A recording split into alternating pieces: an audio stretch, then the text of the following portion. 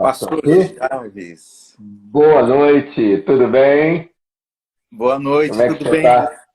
Graças a Tudo Deus, bem. bom? Amém. Prazer estar aí com o senhor. Obrigado por ter aceito o convite.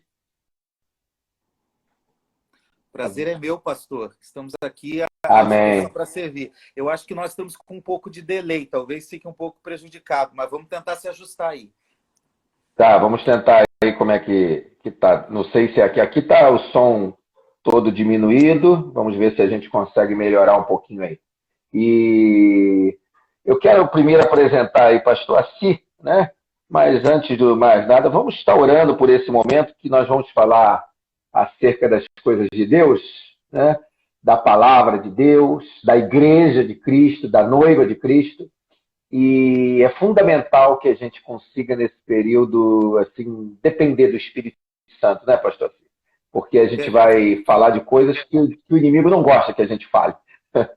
O inimigo não gosta que a gente entre em detalhes. E eu quero conversar um pouquinho com o pastor Assi hoje, esse grande amigo, mas vamos falar com o pai, que aproveita aí nesse momento, convida as pessoas também, divulga. Nós vamos falar um pouquinho sobre traduções da Bíblia, versões da Bíblia, e também uma resposta aos críticos da igreja instituição. Então, já já nós vamos conversar coisas muito edificantes aí para o reino de Deus, e eu gostaria de estar orando nesse momento com todos, para que nós possamos depender do Espírito Santo. Ao final da live, o pastor Assi vai estar fazendo a oração também. Senhor, agradeço por esta rica oportunidade de estar aqui com esse meu amigo, Deus, companheiro pela causa da Bíblia, pastor Assi de Jerônimo Júnior. Obrigado pela sua família. Queremos entregar a nossa família nas tuas mãos e a família de cada pessoa, Deus, representada agora hoje aqui na live, as que estão caminhando conosco, participando conosco, que o Senhor possa aqui, Deus, se manifestar, que o Senhor possa falar, que o Senhor possa usar o teu filho para a glória e honra do teu santo nome, Pai. Que tudo que possamos falar aqui não sirva para divisão, mas sirva para jogar luz sobre aquilo que Deus está obscuro, sobre aquilo que Deus, o inimigo, tenta usar para tirar o brilho da tua igreja, para abafar, Deus, os teus propósitos na terra. Oramos agradecidos que haja uma ação do Espírito Santo. E como nós, Senhor, cremos num Deus de milagres, num Deus de poder, nesse momento também nós te pedimos que o Senhor possa operar milagres no meio dessa live. Amém. Que o Senhor possa falar com pessoas nesse dia. Que o Senhor possa, Deus, liberar palavra de cura, de vida e de esperança para todos que estão participando conosco nessa live. Nós oramos agradecidos em nome de Jesus. Amém e amém. Graças a Deus. Agora eu já estou vendo aqui o pastor Assi. Estou conseguindo ver por uma outra tela aqui. Deixa eu primeiro, pastor Assi, te apresentar para quem não te conhece, né? Alguma pessoa, porventura, que tenha sido convidada, ou que não é da Vinde, ou de repente da Maranata, do seu ciclo de relacionamento, e não te conhece. Pastor Assi de Jerônimo, primeiro, é um grande amigo, um homem de Deus, casado, bem casado, pai de um casal de filhos muito lindos. E pastor Assi, ele é pastor na igreja, coopera como pastor na igreja Maranata, no Recreio, no Rio de Janeiro. Ele é secretário regional da Sociedade Bíblica do Brasil, é quem comanda a Sociedade Bíblica do Brasil no Rio e no Espírito Santo, que é a instituição que mais produz e distribui Bíblias no mundo. Pastor Assi é membro da Academia Evangélica de Letras e tem alguns livros, vários livros escritos, que eu vou ler alguns deles aqui. Gestão de Igrejas, Princípios Bíblicos e Administrativos, História Bíblica de Israel, Perspectiva do Antigo Testamento, Sociologia da Religião, Desafios ao Educador Contemporâneo, Retratos Urbanos, Desafio à Igreja da Cidade, esse eu já li, Teologias das Cidades, Missão que Transforma, Evangelização Integral na Bíblia, e Paulo Freire, Ação Pedagógica de Professores Ribeirinhos na Amazônia, um estudo de caso do projeto Escola Açaí. O pastor se conhece muito, né, da população da Amazônia, que já coordenou 6 estados da Sociedade Bíblica na região, naquela região, não é isso, pastor? É isso mesmo, pastor. Na região ali que 6. compreende a Amazônia Legal, né? São vários Isso. estados. Então, pegando ali do Amazonas até Piauí, ali já não é a Amazônia Legal, mas a região toda contemplava 6 estados, e um trabalho muito forte foi junto aos ribeirinhos. Esse último livro, na verdade, pastor, é até a minha dissertação de mestrado na Universidade Federal, quando eu pesquisei a questão da educação nas comunidades ribeirinhas, principalmente porque a SBB, quando chegava com o barco Luz na Amazônia, a gente tinha, além dos aspectos espirituais, da distribuição da palavra, a gente tratava outros aspectos, e alguns deles eram a respeito do aspecto educacional. Então, esse último é fruto dessa dissertação. E ali, inclusive, acho que o senhor coordenava 2 barcos, né? Do projeto Luz na Amazônia, 2 barcos que davam assistência às populações ribeirinhas, levando, inclusive, a palavra de Deus, que era o principal, às populações ribeirinhas. Não é isso, pastor? Isso mesmo. A gente tinha uma unidade em Belém, uma unidade em Manaus, que foi aberta naquele período, e 2 barcos. Um que a gente chama de Barco da Bíblia, que é uma livraria fluvial, com aspecto também de cultura, tinha um mini museu, e o Barco Luz na Amazônia, que era um barco ambulatorial. Sim. E a gente realizava pequenos atendimentos na área da saúde. Amém. Quero agradecer, pastor, a sua participação e quero explorar um pouquinho agora, hoje aqui. O senhor representa a Sociedade Bíblica do Brasil, secretário regional, para quem não sabe, na Sociedade Bíblica do Brasil representa um cargo de diretoria regional, ele comanda o Rio e o Espírito Santo, a regional abrange esses 2 estados, e eu quero explorar um pouquinho, pastor Assi.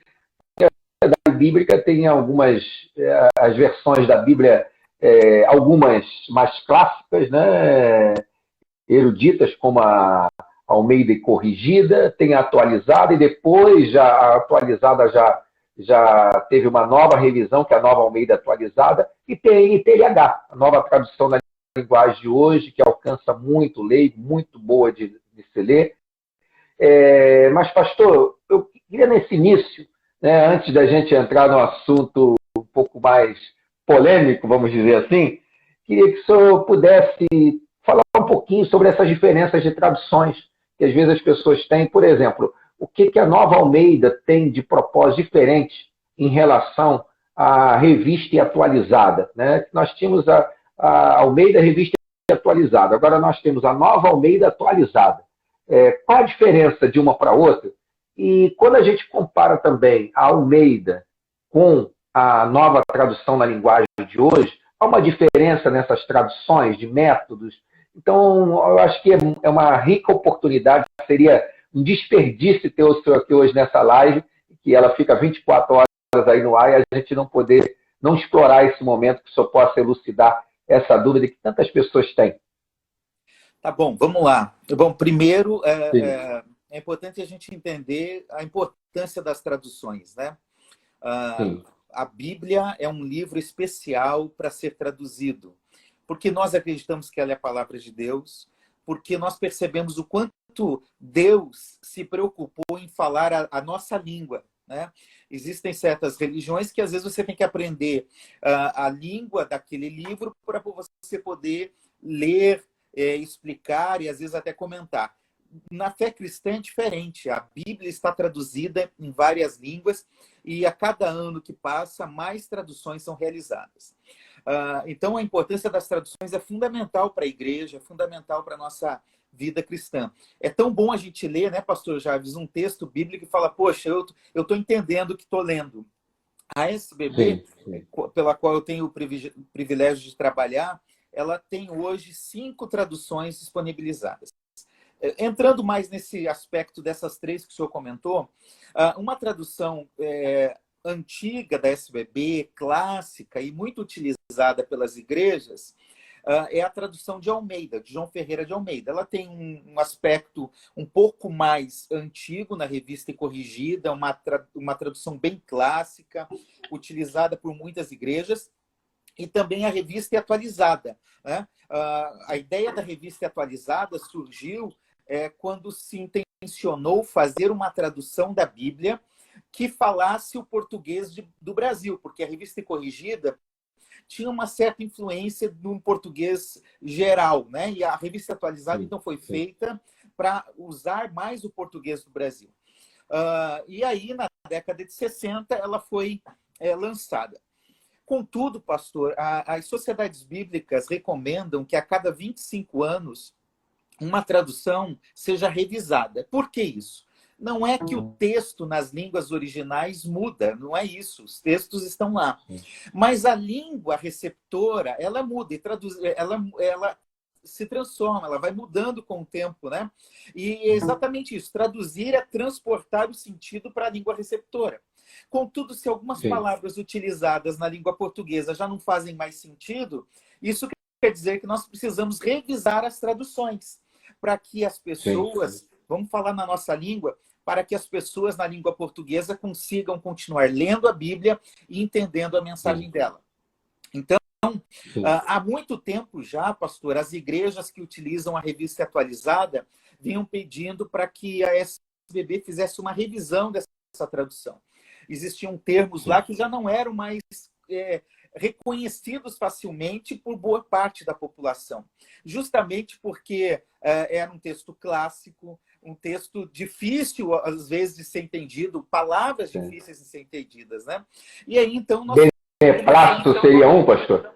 Oi? Beneplácito seria um? Beneplácito, ignomínia, jactância, Tem um texto clássico que a gente fala lá de Jó, enxúndia nas ilhargas, né? O que é enxúndia? Pastor Marco Batista conhece essa. Eu sempre uso ele como exemplo. Então, pastor...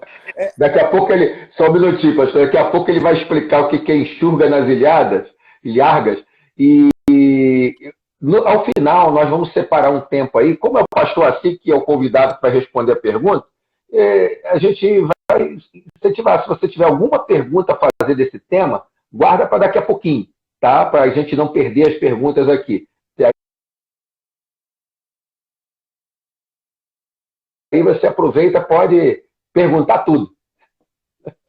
Pois não, desculpe, pastor. Tudo eu não sei se eu vou conseguir responder, mas o que for possível eu respondo sim, né? Então, pastor, aí então começou um processo de revisão da Revista Atualizada, da tradução Revista Atualizada, que chegou nessa nova tradução, a Nova Almeida Atualizada, que ficou um texto fácil de ler, mantém ainda os aspectos de Almeida, os termos importantes para a teologia brasileira, que foi criada a partir dos termos de Almeida, expiação, justificação, enfim, alguns termos que estão ali. Então, assim, a tradução foi concluída e a gente está com esse novo texto, que é um texto muito bom de ser lido, vale a pena as pessoas conhecerem um pouco mais. A diferença da Nova Almeida Atualizada para a NTLH, o senhor está me ouvindo? Estou te ouvindo bem. Pois não. Pode continuar. Travado aqui? Alô? Deu uma travada aí, mas eu estou te ouvindo bem. Tá, então vamos lá. Se alguém estiver participando, quiser falar se está ouvindo, é bom, porque a gente fica mais convicto que está tudo dando certo. É verdade. Então, pastor, a diferença... Está todo mundo ouvindo aí? Aqui deu uma travada, hein, pastor? Aqui eu senti que travou também. Agora eu não sei se é aí ou é aqui. Também não posso dizer. Vamos ver. O pessoal está ouvindo aí? Está interagindo, Nathan? Alguém dá um oi aí, só para a gente saber que você está ouvindo. Então tá bom. Deixa o pastor se continuar aí. A Tânia aí, obrigado, Tânia, pela sua contribuição. A Silene também, estão avisando que está tudo bem. Sim, o Júnior também. Ok. A Milka. Ok, pastor Milka lá de Manaus, pastor, assim, da terra que o senhor dirigiu, que você coordenou. Ok, vamos lá. Então, pastor, agora é importante entender, porque às vezes a gente vê nesse tempo atual, muita gente na internet se achando especialista em tradução, né? pega um termo, às vezes, isolado e vai, critica as traduções. Olha, essa tradução está errada, como se todos que trabalham com tradução estivessem brincando de fazer tradução, né? E o que não é verdade. Não só a SBB, eu posso falar em nome da SBB por conhecer e trabalhar nela, mas sei que outras organizações também são bem sérias nisso e fazem boas traduções. A questão é entender o princípio de tradução. Então, a tradução de Almeida, por exemplo, e que a Nova Almeida segue nessa linha, ela tem um princípio de tradução chamado de equivalência formal. Isso quer dizer que, quando se olha para o texto nas línguas originais, procura-se manter a mesma estrutura gramatical. Então, traduz verbo por verbo, substantivo por substantivo. Não dá para ser literal. Não tem como fazer uma tradução literal, né? A construção da língua é diferente, da língua hebraica e grega para a língua portuguesa. Então, Almeida segue essa formalidade. Contudo, a NTLH, que o senhor comentou, ela segue um outro princípio, ela segue o princípio da equivalência dinâmica. Então, em vez de tentar traduzir o mesmo termo de forma estrutural, ela procura traduzir a ideia, a mensagem que está ali. Por isso que as pessoas, às vezes, comparam as traduções e falam, nossa, mas é muito diferente. Exatamente por isso. Porque a ideia da NTLH e de traduções dessa linha é de trazer a mensagem, o significado da mensagem para o leitor. Agora falhou isso aqui, peraí. Sim, então, era isso. Está ouvindo? Eu não estou. Oi? Pode ser. Tira o Bluetooth, isso. Perdão, pessoal. Agora eu estou ouvindo o senhor. Estou ouvindo. Então, esses são os princípios básicos aí das traduções. Entendeu? Certo. De forma simples e rápida, para a gente não aprofundar muito aqui, senão não daria tempo. Claro. Tem uma questão também de quantidade de palavras, né? Fazendo uma pesquisa, eu identifiquei que o brasileiro, né, conhece em torno, em média, né, o brasileiro lê muito pouco, em torno de 2.000 palavras ou verbetes diferentes, né? E tem uma diferença de número de palavras ou verbetes diferentes entre NTLH e as mais clássicas, não é isso, pastor? Então, pastor, a verdade é que o brasileiro comum, ele fala cerca de 2.000, 2.500 palavras, né? Sim. É esse o nosso arcabouço vocabulário, o nosso vocabulário. Contudo, as traduções de Almeida, principalmente a corrigida e atualizada, elas usam em cada um dos textos, no Antigo e do Novo, mais de 4.000 termos, fora nomes próprios. Então, somando aí, vai ter uns 10, 11 mil termos. É muita diferença. E por isso que tem gente que não consegue entender o que está lendo. Entender a Bíblia. Então, veja que a gente precisa ser fiel na tradução, de trazer com exatidão o que o texto bíblico está dizendo, mas, da mesma forma, trazer a ponto de que o receptor, que o leitor da Bíblia consiga entender o que está lendo. Senão, a tradução também não será fiel. A gente chama isso de dupla fidelidade, tanto ao texto nas línguas originais, quanto ao leitor da palavra de Deus. Sim, porque sempre foi uma justificativa de muitas pessoas que às vezes não iam às escrituras, falar assim, é muito difícil, eu não entendo, eu não consigo ter uma leitura prazerosa. E eu creio que as traduções, as novas versões têm ajudado isso, tanto a Nova Almeida como a NTLH, torna essa leitura gostosa. E eu que já tive a oportunidade algumas vezes de ir lá na sede nacional, na gráfica da Bíblia, em Barueri, em São Paulo, eu pude ver a preocupação não só da tradução, mas quando se traduz também de uma leitura, né, audível, antes da tradução ser efetivada, para que se veja se a sonoridade está boa. Muito interessante isso, né, pastor? Para que a leitura seja agradável, para que o som seja agradável.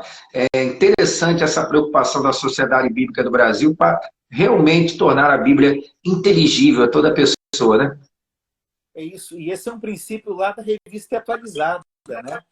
Sim, Na verdade, sim. aconteceu até aqui no Rio de Janeiro. Um membro da Sim. comissão de tradução da Revista Atualizada, o reverendo Gonçalves, ele era pastor na Igreja Metodista e ele foi ler o texto na Igreja Metodista ali da Vila Isabel. E quando ele estava lendo, ele citou algo que gerou confusão no público que estava ali, nas pessoas que estavam na igreja. Com isso, a SBB começou sempre a preparar traduções, lendo elas de forma audível, para que ela não gere uma compreensão equivocada do que está se lendo, conjunção de palavras, que a gente chama de cacofonia, né? Quando duas palavras se juntam e geram um outro significado que não tem a ver com o que está escrito.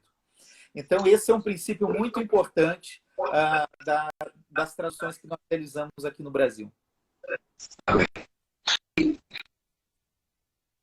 Você... O pastor... o que o senhor relacionado a essa tradução, pastor Marcos? Não sei se ele está aí. Estou te ouvindo, está cortando. Está cortando. Alô, está me ouvindo agora? Melhorou, pastor? Não, está travando. Vamos ver. Fala agora. Vamos ver. Vê se agora.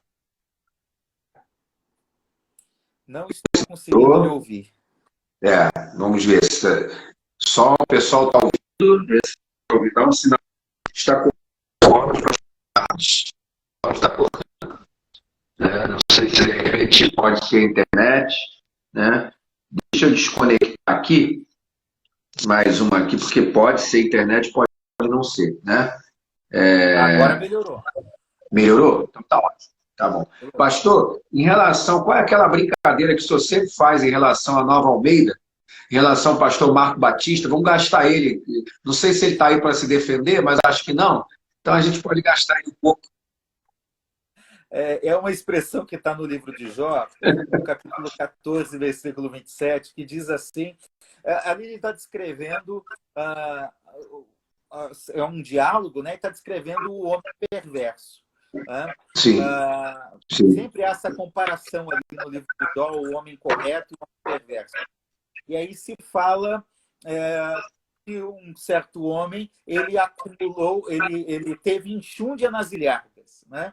E aí o que é enxúndia nas ilhargas? Essa é uma brincadeira que a gente diz, porque as pessoas não sabem o que significa.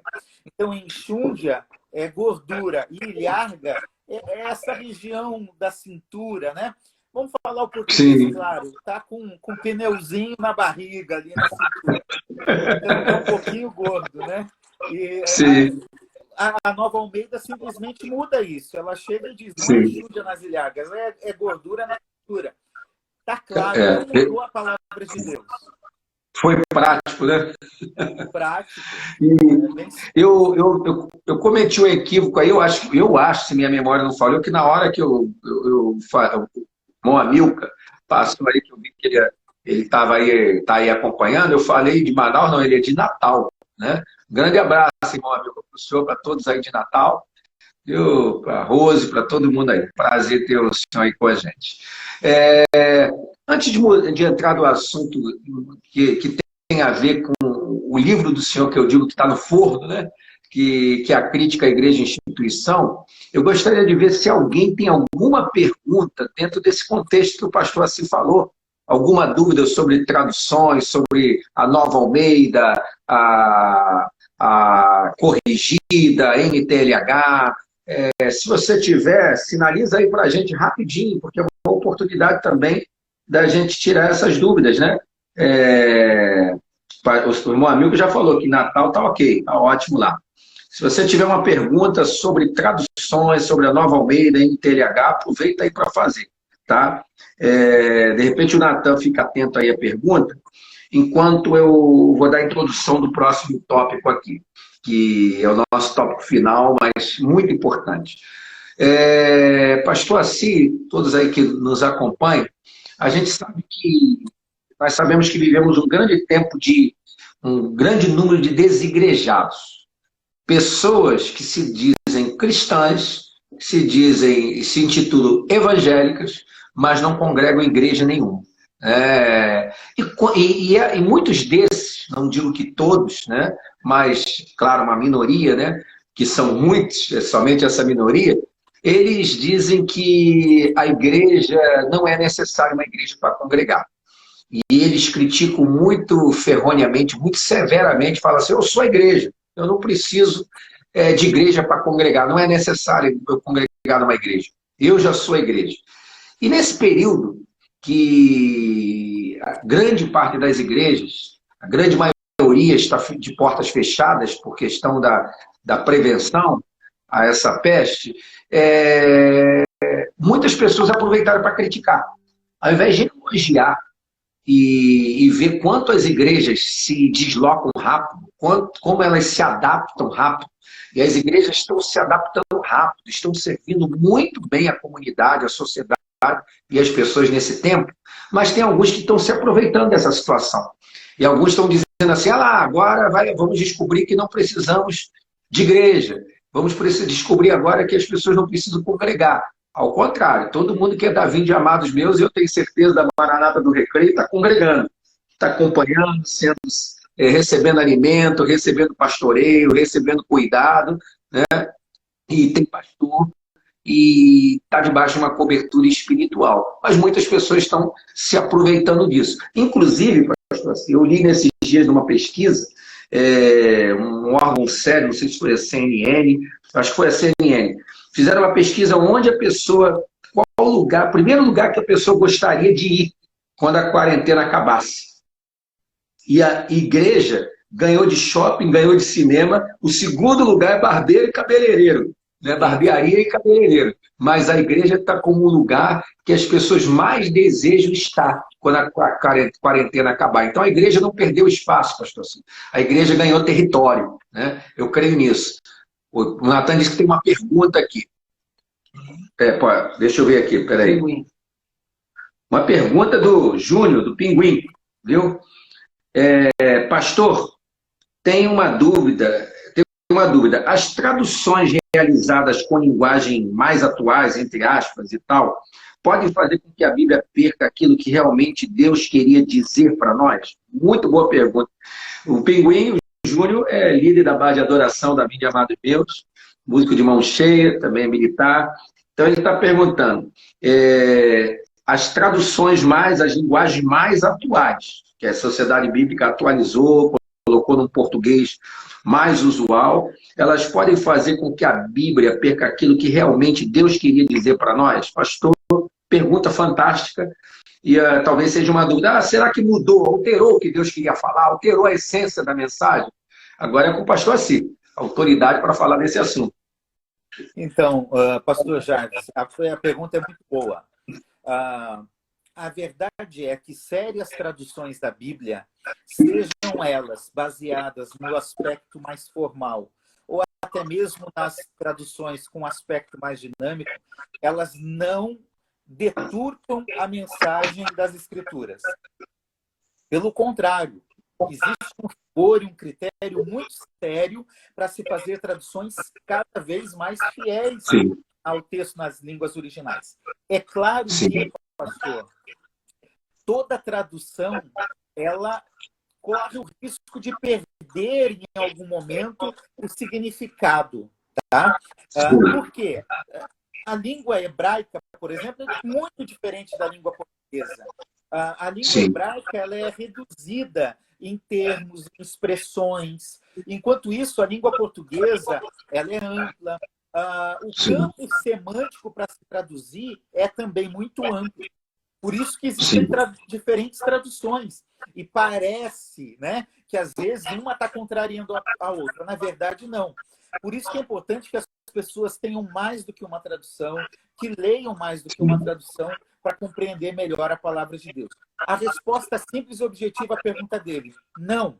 Traduções realizadas por organizações sérias não deturpam a mensagem que Deus traz nas Escrituras. Elas só trazem de forma diferente a mesma coisa. Amém.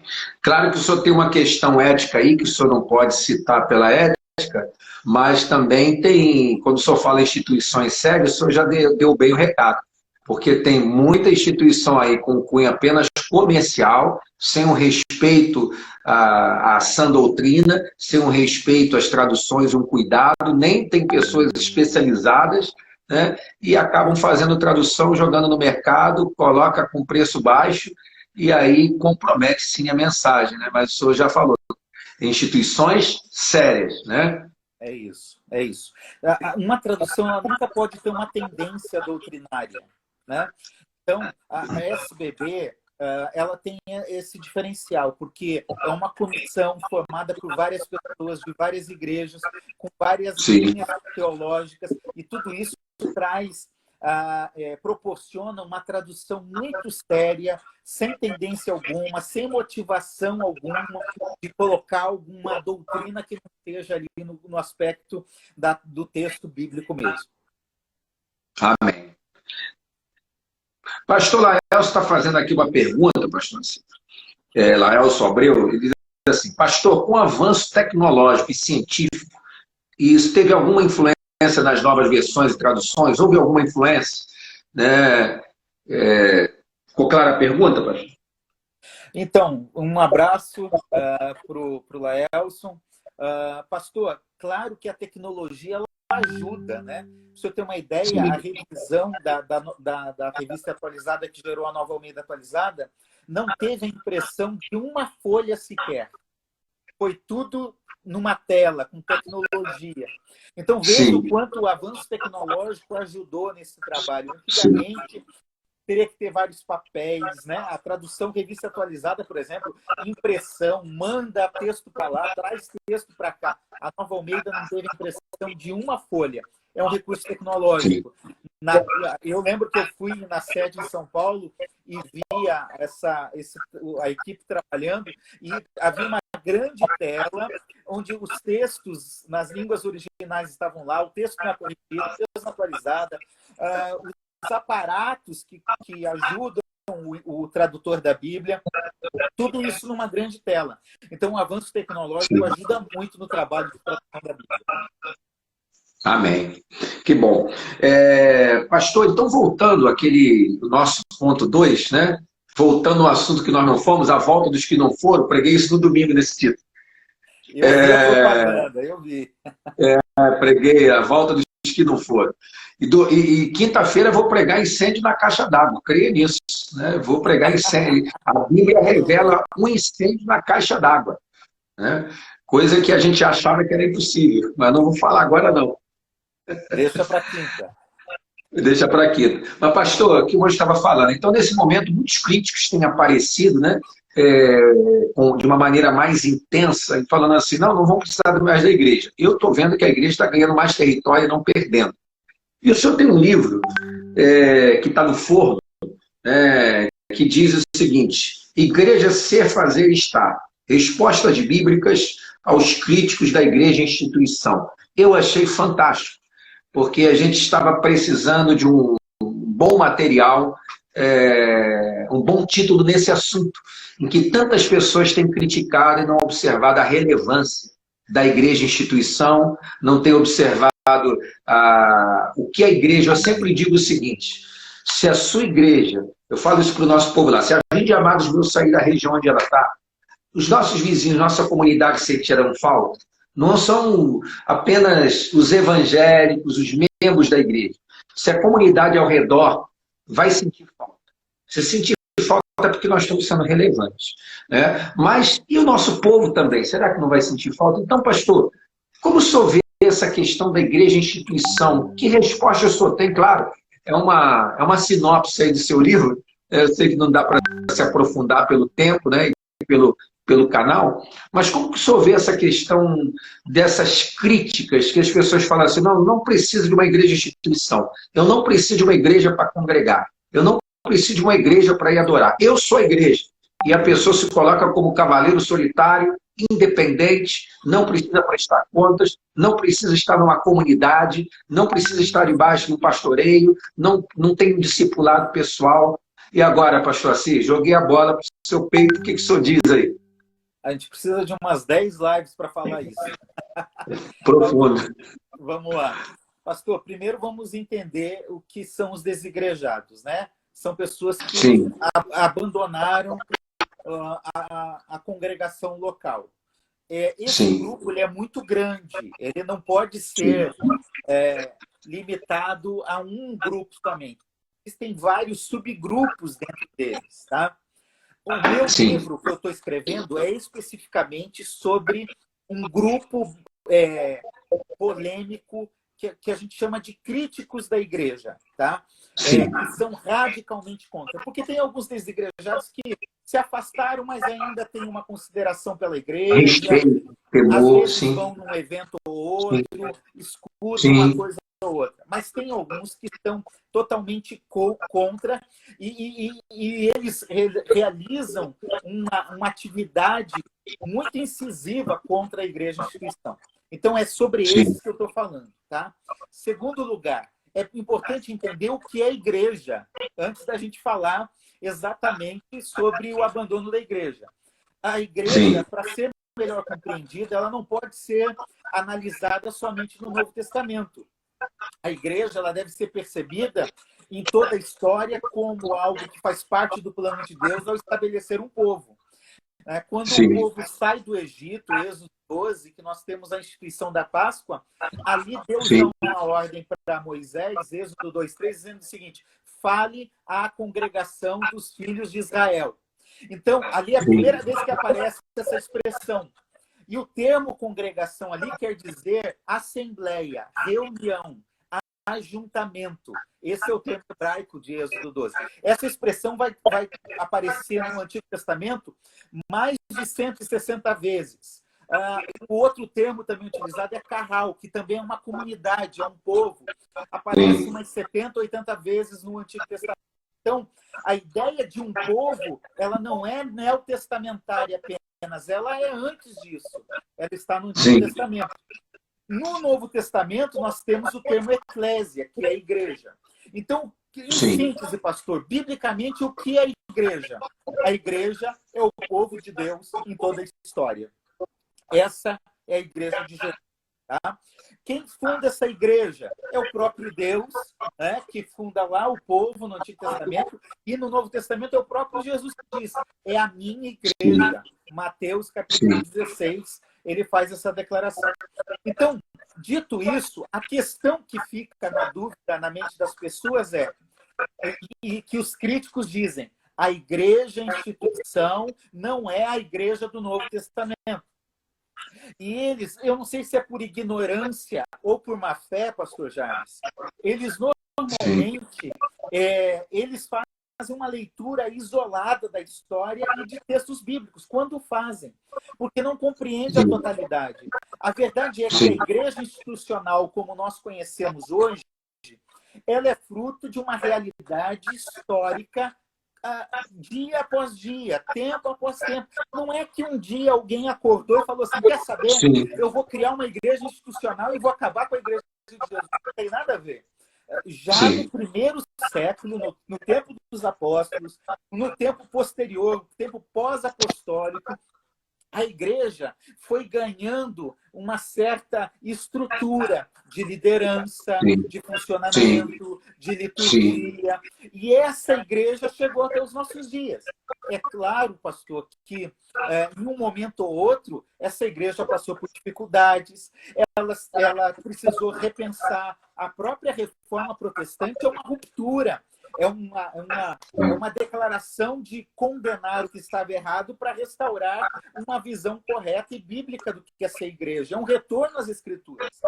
Então, a questão que se levanta é a igreja de hoje, a igreja institucional, por exemplo, a minha igreja, Missionária Evangélica Maranata, a sua igreja, Vindes Amados Meus, Presbiteriana, Assembleia Batista, elas são a igreja de Jesus? A minha resposta é que sim, porque a igreja ela tem duas características. Ela tem um aspecto geral, universal, não é a denominação universal, mas é a igreja no geral, mas ela também tem a expressão local. Mateus 16, Jesus fala da igreja no geral, a grande comunidade de crentes em Jesus. Em Mateus 18, quando vai falar de disciplina na igreja, ele fala: olha, se tem alguém que precisa ser disciplinado na igreja, vá, pega 2 ou 3 e vá discipliná-lo, vá conversar com ele. Mateus 18, nós temos uma perspectiva da igreja local. Então, a igreja ela tem uma característica geral, universal, mas ela também tem uma característica local. E a sua característica local, ela faz parte de uma realidade social, de um locus social. Ela tem CNPJ, ela tem endereço, ela tem horário para fazer o seu encontro, ela tem algumas regras. Essa é uma realidade da igreja como um organismo social que está atrelado ao seu organismo mais dinâmico e vivo, que é como o corpo de Cristo. São coisas que andam juntas. São coisas que estão levando a igreja até aqui. Então, pastor, eu estou há 40 anos na igreja. Eu dou graças a Deus porque eu faço parte da igreja de Jesus, que se manifesta localmente num ambiente que pode ser denominacional, que pode ser institucional. O grande problema, pastor, dos críticos é que eles criticam a igreja institucional e não entendem o aspecto da natureza pecaminosa. A igreja CNPJ não faz nada sozinha. Quem faz são as pessoas, né? Então, o problema não é o CNPJ, não é o nome da denominação. O problema está na natureza pecaminosa do ser humano, que muitas vezes deturpa a verdade de Deus para realizar a sua própria vontade. O egoísmo humano prevalece. E aí, pastor, não adianta eu sair da igreja que eu pertenço hoje e criar um movimento na minha garagem, na minha sala, porque o problema vai junto. O problema Exatamente. Exatamente. O ser humano. Então, eu digo o seguinte, é só uma mudança de loco social, de lugar. Sai de uma denominação para criar um outro ambiente com as suas próprias regras, com os seus próprios meios. Porque tem gente aí, pastor, desculpa abrir um parênteses aqui, tem gente que, na verdade, critica a igreja instituição, mas eles têm seus seguidores nas redes sociais. Ele tem uma igreja virtual, onde ele cria ali o grupo dele, os dogmas dele, e as críticas dele, o engajamento dele, né? E aí, esse exemplo da garagem que o senhor usou aí é muito interessante, porque quando Samuel, Deus fala com Samuel, né, para que Samuel falasse a Saul, se reportasse a Saul, que o pecado da rebelião era com o pecado da feitiçaria, né? Eu me reservo ao direito, porque a Bíblia condena a feiticeira, a feitiçaria, eu me reservo no direito de não me assentar com aquele que é feiticeiro, com aquele que não comunga das mesmas práticas que eu, em termos de intimidade. Então, eu diria que aquele que abre uma igreja, não uma garagem, mas de divisão, de racha, sem uma vocação, sem um chamado divino, ele pode estar correndo o risco de ser nivelado como um feiticeiro, né? Essa é verdade. E pastor, o pastor Laelson fez uma pergunta aqui. Pastor, se você acredita que a igreja romana teve grande influência nessa ideia de templo após o período apostólico? Então, essa é uma fala muito comum nos críticos da igreja, né? Eles atribuem os templos atuais aos templos pagãos, né? Realmente a igreja cristã pegou muitos deles e só mudou a estrutura para continuar. Mas vamos lá. A gente precisa olhar para a Bíblia. Templo é algo que consta na Bíblia ou não? Né? Quando o povo sai do Egito e entra no deserto, Deus dá a ordem que se construa um tabernáculo para que ele habite nele. Mas espera aí, é o próprio Deus falando, ele precisava disso? Claro que não. A gente sabe que Deus não se limita a um templo físico, mas ele dá uma ordem de estabelecer um lugar estratégico, preparado para que ocorressem ritos, liturgia, culto, sacrifício. Depois, mais tarde, existem inúmeros textos no Antigo Testamento que falam como Deus valorizou a construção do templo. Deus critica o templo quando as pessoas confiam mais no templo do que no próprio Deus.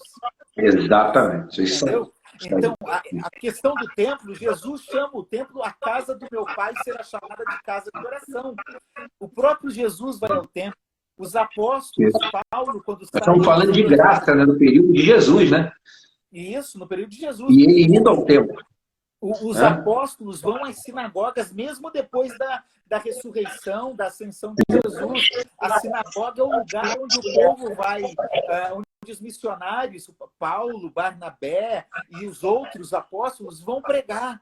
Tá? Então, a verdade é que, por mais que no Novo Testamento eles dizem que, na verdade, no Novo Testamento a igreja é a casa, essa não é toda a verdade, é parte da verdade.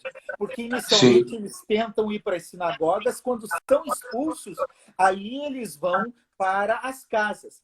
Ainda assim, por exemplo, no contexto de 1 Coríntios 11, que está falando sobre a ceia, Paulo fala o seguinte: olha, quando vocês se reúnem para comer, quando vocês se reúnem, não é para a ceia do Senhor que vocês se reúnem. Vocês estão comendo demais, deixando gente com fome, e estão bebendo, estão ficando embriagados. E ele diz o seguinte: quando vocês quiserem comer, comam nas suas casas. Isso quer dizer que quando a igreja está reunida, independentemente se é num grande templo ou num pequeno templo, se é em qualquer espaço que for, ali está a igreja de Jesus. A igreja não é só o templo físico. O templo físico é uma... Eu digo que o templo físico é um local apropriado para a nossa reunião. Como que a gente vai reunir 50 pessoas, 100 pessoas, 500 pessoas? No templo, onde todo mundo pode falar, pregar, onde pode ter comunhão. Então, o templo ele tem uma funcionalidade muito prática, tanto na Bíblia quanto na história da igreja. É claro, pastor, que nós não podemos ter um olhar místico, achando que a parede faz diferença, que só ali que Deus se manifesta. Não é isso. É para além disso. Né? Mas o que é o tempo? Aí, pastor, tem uma frase que começou a ser dita na década de 80, se fortaleceu na década de 90 e hoje é comum muita gente falar: você não precisa ir na igreja porque eu sou igreja e você é igreja. Essa é uma mentira de Satanás. Tá certo? Ninguém é igreja sozinho. Tanto no Antigo quanto no Novo Testamento, nós só somos igreja junto com o próximo. Tem a ver com congregação, né? Com congregação, com ajuntamento, com reunião. E é esse o termo do Novo Testamento. O termo ali é eclésia, né? Que é chamados para fora. Tem gente que acha que ali tem uma perspectiva missionária. Não é isso. O eclésia é chamados para fora de suas casas para uma reunião, para uma assembleia, para um ajuntamento. Então, igreja só é igreja quando ela está em ajuntamento, em assembleia, em reunião. Nós podemos viver a vida cristã fora da igreja. Nós podemos adorar a Deus fora da igreja. Mas o conceito do que é ser igreja, esse conceito é só no ajuntamento. É só na comunhão. É só nos mandamentos recíprocos. Amar uns aos outros, cuidar uns dos outros, animar uns aos outros, perdoar uns aos outros, ser suporte uns aos outros e perdoar uns aos outros. Tantos outros mandamentos que fazem parte dessa dinâmica da vida da igreja. É verdade. Então, eu ia até falar para o senhor, mas o senhor já adiantou muita coisa aí.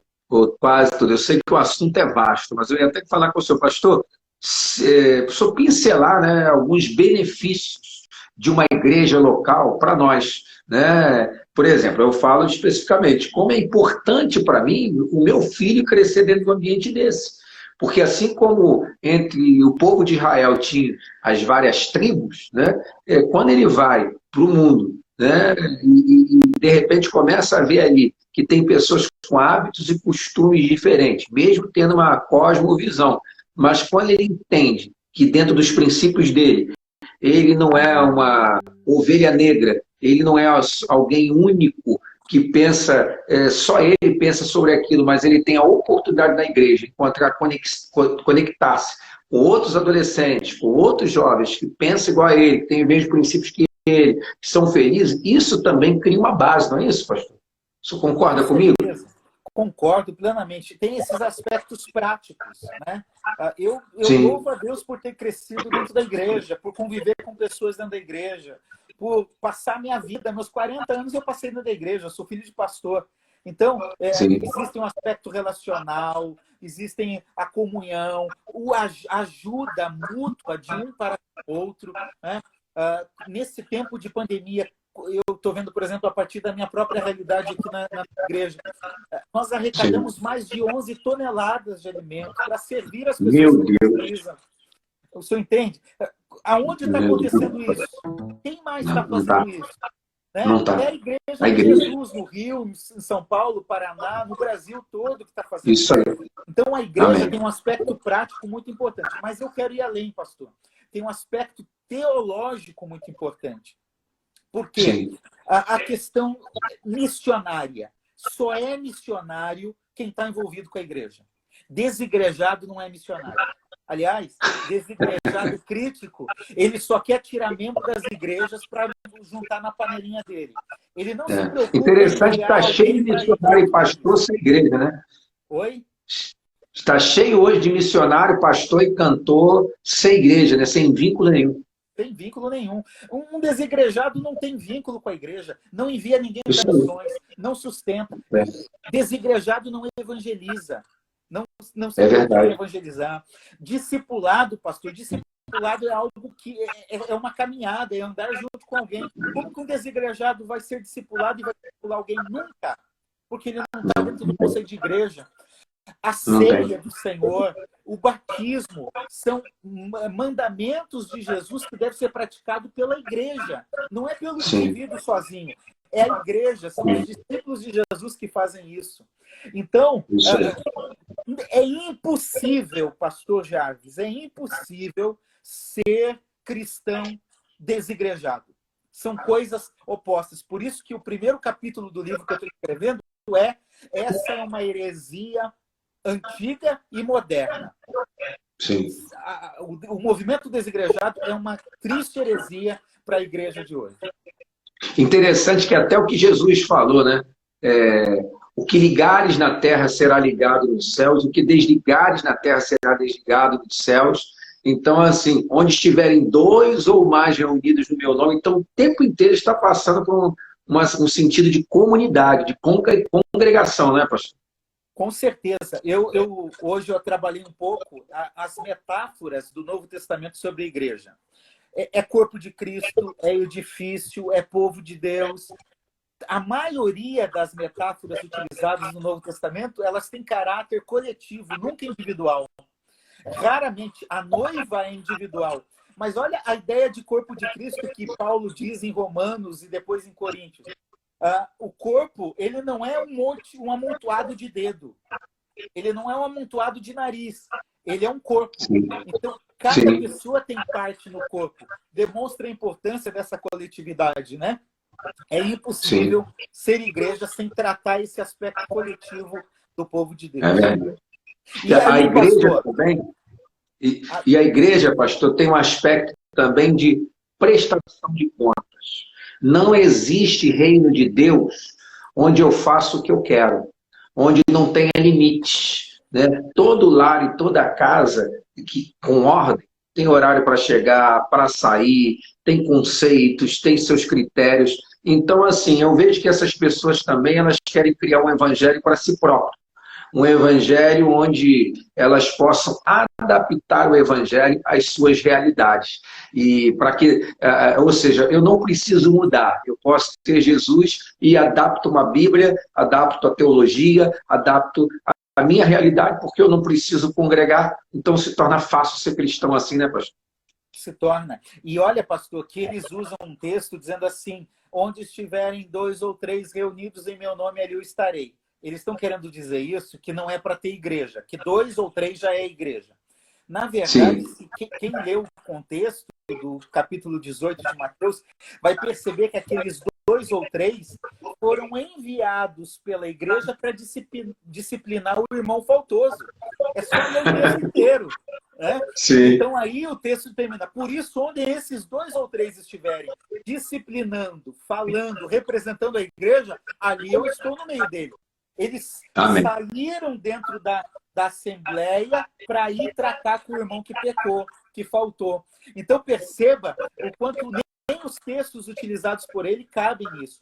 A disciplina faz parte da vida da igreja. Isso aí. Exortando-vos uns aos outros admoestando-vos uns aos outros.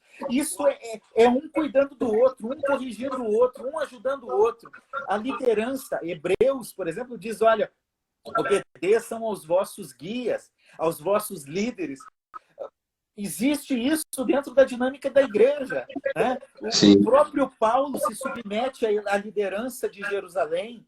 Isso está claro nas Escrituras. E o desigrejado hoje não quer se submeter a ninguém, porque ele se acha dono do seu próprio nariz, né? Ele entende essa dinâmica de igreja. É verdade. Esquece que um dos dons ministeriais lá em Efésios 4:11 é o dom de profeta. E é diferente o dom ministerial de profeta, que é diferente do dom espiritual da profecia. Então, o profeta pede prestação de contas, né, pastor? Normalmente, os profetas, eles advertiam, tentando trazer as escrituras, faziam predição do futuro, mas também era uma advertência de correção. A gente vê isso, por exemplo, no ministério profético do Antigo Testamento, né? Quanta correção nós temos ali, né? Então, a verdade é que a vida da igreja, ela possibilita uma melhor vivência cristã. A gente consegue viver melhor, a gente consegue ser estimulado para oração, para consagração. Nós somos cobrados nas nossas práticas pecaminosas. Por isso, a igreja é fundamental na vida de qualquer cristão. Amém. Pastor, eu vejo aqui que o Wagner tinha comentado, mas eu creio que a resposta já foi dada. Ele falou, sempre olhei para a igreja com uma visão missionária. A igreja primitiva deixa muito claro esse movimento de chegar onde o evangelho ainda não tinha alcançado. Será que hoje é assim? Mas eu creio que até o pastor Assis falou também de outros aspectos, né? Além dessa questão missionária, mas também de edificação, de cuidado, de pastoreio, de comunhão, né, pastor? É isso. A igreja de Jesus ela é uma igreja missionária. Por isso que o desigrejado não faz parte da igreja, porque ele não consegue ser um missionário. Ele vai para onde? Né? É verdade. Pastor, eu não conheço um desigrejado que esteja focado em pregar o evangelho de Jesus sem o sectarismo, sem a crítica, sem a acusação. Normalmente, os desigrejados críticos, eles vivem para falar mal da igreja, né? Eles não estão preocupados com quem está perdido, eles estão preocupados com quem está dentro de uma igreja, instituição. É verdade, é desse jeito aí. Pastor, está chegando ao fim, né? O Instagram é bom que nos policia. Nós vamos fazer agora uma oração final. Eu quero agradecer a todos que participaram, todos que interagiram conosco.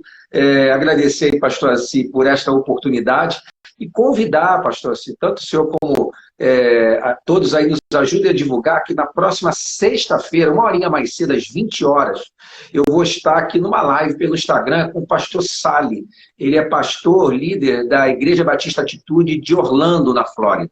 É um grande amigo, que eu tenho um carinho imenso. Ele tem um testemunho tremendo que eu vou pedir para ele contar na sexta-feira. Ele era seguidor do islamismo, então um testemunho lindo de conversão. Ele batizou o próprio pai dele. Então eu queria incentivar todos que puderem estar na sexta-feira às 20 horas. Vai ser uma horinha mais cedo para a gente conectar também com o horário dele lá de Orlando, tá? Que todos possam estar participando. Obrigado, pastor Assis, e pedir que o senhor faça uma oração final aí para que a gente possa abençoar o povo e pedir um momento de cura e vida dentro dessa crise, né? Que temos vivido. Eu agradeço a oportunidade de participar com vocês. Obrigado a quem ficou aí até o final. Eu quero, antes de orar, lembrar o princípio de Hebreus 10, 25. Não abandonemos a nossa congregação, como é costume de alguns. Antes, admoestemos uns aos outros, conforme o dia se aproxima. Então, há um princípio bíblico de não abandonar a congregação, de não abandonar o convívio com a vida de igreja. Essa é a palavra de Deus para nós. Né? Vamos orar. Amém. Pai, nós oramos em nome de Jesus, gratos pela salvação, pela vida que o Senhor nos deu, porque o Senhor nos resgatou do império das trevas e nos transportou para o reino do seu Filho amado. Obrigado, Senhor, por isso. Obrigado pelo privilégio que temos de ser igreja de Jesus, de fazer parte do povo de Deus, de fazer parte da história de Deus por meio da igreja. Obrigado, Senhor. Agora peço a tua bênção sobre cada um dos membros Em das nossas nome de igrejas, Jesus. por cada crente em Jesus, por cada pessoa nesse Sim. país, que o Senhor se manifeste a eles, que o Senhor revele a tua